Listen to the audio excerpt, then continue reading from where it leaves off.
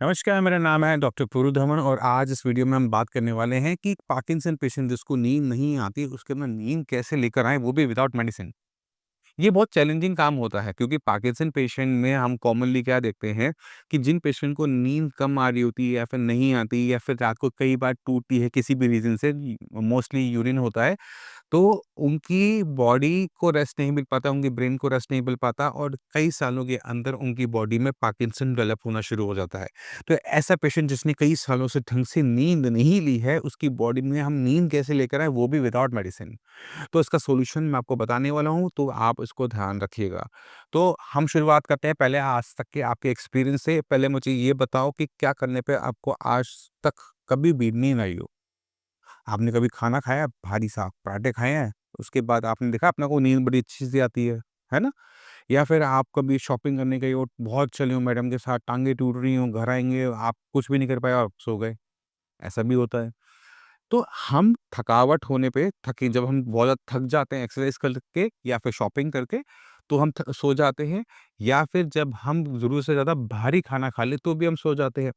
अक्सर Parkinson patient अपनी diet को सुधारने के चक्कर में रात के खाने को खत्म कर देता है, बंद कर देता है, उसमें पे सूप लगा लेगा, फ्रूट्स लगा लेगा बट रोटी नहीं लगाता। वहाँ पे वो चावल नहीं लगाता, वहाँ पे कुछ और कुछ भी नहीं खा रहे होते। तो हमने सबसे पहला काम क्या करना होता है कि रात का खाना हमें कन्फर्म करना होता है कि पेशेंट किसी भी कीमत पे खाए। और वो कोशिश करना चाहिए कि खाना थोड़ा-सा भारी होना चाहिए, उसके अंदर फाइबर की मात्रा थोड़ी-सी ज़्यादा होनी चाहिए, जिससे पचने में थोड़ा-सा टाइम ज़रूर से ज़्यादा लगे। तो मैं प्रेफ़र करता हूँ कि मैं अपने पेशेंट को बोलता हूँ कि आप रात को सूखे पराठे खा लो। गाजर, मूली, प्याज़, गोभी पराठे बनाओ सूखे, तलना नहीं है।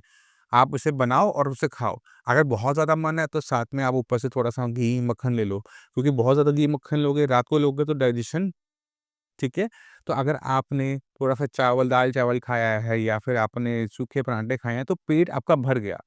अब पेट भरने से क्या होता है खाने से कि आपकी बॉडी में जो ब्लड सर्कुलेशन चल रहा था, आपके दिमाग की तरफ जो आपको सोने नहीं दे रहा था, वो डाइवर्ट हो गया आपके पेट की तरफ, आपके इंटेस्टाइन्स की तरफ क्योंकि वहाँ पर खाना पड़ा है और खाने को डाइजेस्ट करने के लिए हमें इंटेस्टाइन्स में ब्लड सप्लाई को बढ़ाना पड़ता है। तो पहले जो आपका ब्लड ब्रेन में ज़्यादा जा रहा था, अब वो कम जाएगा और वो डाइवर्ट हो जाएगा आपके इंटेस्टाइन की तरफ, जिसकी वजह से आपको थोड़ी-सी नींद का महसूस होना शुरू हो जाएगा, ठीक है? तो पहली चीज़ भूखा नहीं सोना, लिक्विड डाइट पे नहीं सोना, फुल मील लेना है, पेट पूरा भरना है, याद रहेगा? दूसरी चीज़ आपने क्या करनी है, अपने आप को शाम को थकाने की कोशिश करनी है। अब हम एक्सरसाइज़ कर सकते हैं, बिल्कुल सही, बट एक्सरसाइज़ हम किस तरह की कर सकते हैं? तो मैं जो प्रेफ़र करता हूँ, मैं तो किसी टाइप की स्पोर्ट्स एक्टिविटी को प्रेफ़र करता हूँ कि पेशेंट किसी टाइप के स्पोर्ट्स क्लब में जाए, बैडमिंटन खेले, स्विमिंग करे, टीटी खेले, थक तो फिर भी जाएँगे, है ना? पर वो 4 लोगों के साथ होगा। जब हम 4 लोगों के साथ हैं, तो सुख-दुःख भी बढ़ जाते हैं, 4 बातें भी हो जाती हैं, घूमना-फिरना भी हो जाता है। जो हमारा पेशेंट है वो सोशलाइज़ भी हो जाता है, अच्छा लगता है। अगर आप वो नहीं कर सकते तो हो क कोशिश करो कि अपने पार्टनर के साथ आप शाम को सैर करने ज़रूर जाओ और कम से कम 5,000 6,000 स्टेप 5,000 टू 6,000 स्टेप्स नाइट के टाइम पे करने की कोशिश करो। इससे क्या होगा कि आप जब घर आओगे ना टाँगें आपकी हिल सी रही होंगी कि बस अब कुछ नहीं चाहिए, अब मुझे बस बिस्तर चाहिए और यही हम अचीव भी करना चाहते हैं, ठीक है? अगर आप ये 2 चीज़ें करना शुरू कर देते हो कि रात को खाना खाना शुरू कर देते हो और अपनी शाम के टाइम में किसी भी टाइप की एक्सरसाइज़ करना शुरू कर देते हो, तो नींद गहरी हो जाती है और आने की संभावना भी बढ़ जाती है। अगर फिर भी आपको नींद में इश्यू लगे तो आपको फिर कॉल करना है और अपना बीपी भी चेक करना है क्योंकि कुछ पेशेंट के अंदर बीपी बढ़ा रहता है और बढ़े हुए बीपी की वजह से ब्लड का सप्लाई टुवर्ड्स ब्रेन ज़्यादा रहती है, जिससे ब्रेन बहुत अलर्ट फ़ॉर्म में रहता है और पेशेंट को नींद कम आती है। अगर ये सब करने के बाद भी आपकी नींद कच्ची-कच्ची रह जाए, बार-बार टूटे, आपको ठीक से नींद ना आए, तो आपने कॉल ज़रूर करना है क्योंकि अब यहाँ से जो आपकी दिक्कत है, वो विदाउट मेडिसिन सॉल्व नहीं हो पाएगी। मैं उम्मीद करता हूँ फिर भी आप काफ़ी कुछ समझ गए कि एक नींद क्यों ज़रूरी है पार्किंसन पेशेंट के लिए और किस तरह से हम नींद को लेकर आ सकते हैं। फिर भी माइंड में कुछ भी रह जाए ना डाउट तो प्लीज़ कॉल कीजिएगा। मगर जाने से पहले मैं चाहता हूँ कि आप कुछ ऐसे पेशेंट से मिलके ज़रूर जाएँ जिनको बिल्कुल सेम दिक्कत थी। नमस्कार, मेरा नाम है डॉक्टर पुरुदमन और आज हमारे साथ हैं लाल बाबू जी। लाल बाबू जी, कहाँ से आए हैं आप? माउंट आबू राजस्थान, और वहाँ पे क्या करते हैं माउंट आबू में? आईपीडी और एवारडी, है एसपीसीडी और पेशेंट को भर्ती करना और छुट्टी करना। अच्छा भर्ती करना, छुट्टी करना और खुद बीमार पड़ गए हाँ, कोरोना के बाद ही आया। कोरोना के बाद से। हाँ, तो ऐसा था नहीं कि मतलब ये हाथ में जो फेमस कब शुरू हुए थे? ये कोरोना के बाद स्टार्ट हुआ। कम से कम 12 घंटा कंप्यूटर पर बैठते थे, अच्छा, तो वो काफ़ी हाथ पैसा गिनते थे, तो वो उस हाथ लग गए थे। तो ये जो 12-12 घंटे की ड्यूटी कब से कर रहे हो? ये पहले तो 22 सालों से कर रहे थे। 22 सालों से? अबे लेकिन ड्यूटी चेक, लेकिन जब ये हुआ ना तो एमआरडी एक सेक्शन बना, MRD medical record department, records का तो उसमें हम हैं, उसमें कंप्यूटर ज़्यादा नहीं चलाना पड़ा। पुराना नहीं पड़ता है। तो ये मतलब 1 साल से हुँ। ये दवाई खा रहा हूँ। तो ये जो आपका हॉस्पिटल है ग्लोबल, ग्लोबल हॉस्पिटल में है ना वो पे? तो ये मतलब क्या चैरिटेबल है, कैसे है? चैरिटेबल है। चैरिटेबल हॉस्पिटल है, तो लोड पेशेंट का बहुत ज़्यादा रहता होगा, जी, जी। हाँ, लोड तो बहुत आता है। बहुत ज़्यादा। समझिए कि वो आई पेशेंट 25-30 आ गए तो 12 बजे रात तक करना ही है। अच्छा, 12 बजे रात में कोई बढ़ गया पेशेंट तो फिर बिल बनाने आ जाओ।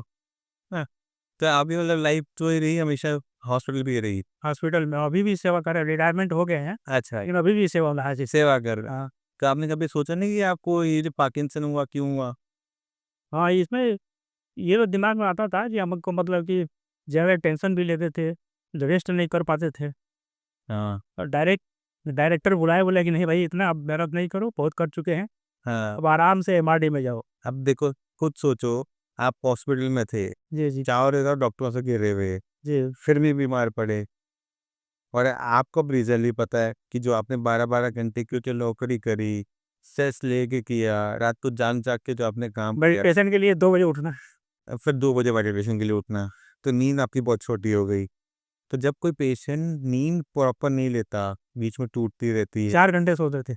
4 घंटे सोते थे, ठीक है? और मैं हमेशा वीडियो में बोलता हूँ, जब तक आपकी नींद ठीक नहीं होगी, ये बीमारी जाती नहीं है, ठीक है? और ये बीमारी आती क्यों है?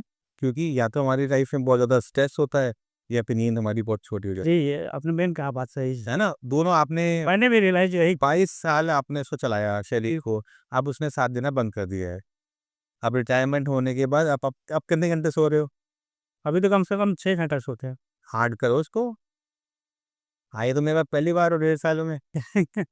दिन में 1 डेढ़ घंटा हाँ, और रात में 5 घंटा। नहीं, अब रात वाली नींद हम 8 घंटे करेंगे, दिन वाली नींद को हम गिनेंगे। हाँ, नहीं यहाँ तो अभी अभी बढ़ाई ऐसा भी काफ़ी हुआ है। हाँ, होगा और होगा, अगर नींद आप अपनी और अच्छी करोगे और फ़ायदा होगा। आप मेडिटेशन वाली जो क्लास है, उसे खुद करो, थोड़ा लेट करो। हम मेडिटेशन में क्या करते हैं कि उसमें लंबी साँस भी लेते हैं हाँ, और वो मेडिटेशन भी हो जाता है। तो उठना तो पड़ता है, काफ़ी फ़र्क पड़ता है। नहीं सुबह जल्दी भी तो उठना पड़ता है। जी, तो हम वही कह रहे हैं, नहीं अभी अभी 3:30 कर दिया। 3:30 साढ़े को आप 5-6 बजे करते हो, जी, जी। ठीक है? तो सुबह का टाइम है, अच्छा टाइम है, आराम से मेडिटेशन उस टाइम में करो। हेरिटेज ये थोड़ा जल्दी सो जाएँगी और जब तक क्या है जो अमृत वेला कहते हैं 4 बजे का टाइम वो और एक एक याद का एक बीमारी है थोड़ा मोबाइल देखने का, तो उसको ज़ीरो कर देंगे। ज़ीरो कर दो, चलो मोबाइल को ज़ीरो कर दो, मोबाइल ज़िंदगी से निकाल के बाहर कर दो। हुँ। मोबाइल गलत चीज़ नहीं है, मोबाइल का जो गलत इस्तेमाल हमने शुरू कर दिया वो गलत है। मोबाइल ठीक है, हम वो देखते रहे। जैसे हम लोग को आध्यात्मिक मुरली आती है एक, हाँ, वो पढ़ सकते हैं, हाँ, क्लासेस सुन सकते हैं। सुनो, आराम से पढ़ो, कोई दिक्कत नहीं, फ़ोन से छोड़कर। ये मैंने देखा है कि हम जितने ज़्यादा नींद लेते हैं, रेस्ट करते हैं, तो सुबेरे ऐसे चलते हैं कि लोग बोलते हैं कि कुछ हुआ ही नहीं है। आपको बिल्कुल सही। अच्छा, जब आपको 1.5 साल पहले आपने इलाज शुरू किया था, तब कंडीशन क्या थी आपकी? बहुत बेकार थी, 25 मिनट तक कपड़े पहनने में लगता था। अच्छा, 1 हफ्ते में पहले जूता फट जाता था घिस-घिस के, पैर उठा नहीं पाते थे। बिल्कुल नहीं उठता था। अच्छा, तो उसमें नहाने में, सब कुछ में दिक्कत होता था, बोलने में बोलने में भी, आवाज़ तब शांत थी? और ये लिखने में भी दिक्कत होता था, लेकिन अच्छी तरह से लिख लेते हैं अब।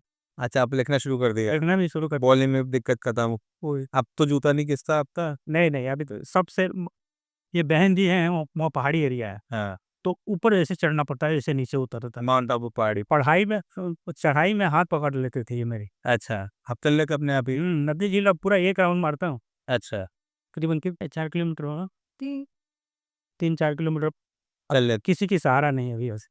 ठीक है। सुबह-शाम तो ऐसे चलते हैं कि पता ही नहीं चलता कि कुछ हुआ है, क्योंकि सारे हॉस्पिटल के लोग सुनते थे कि क्या हो गया, क्या हो गया?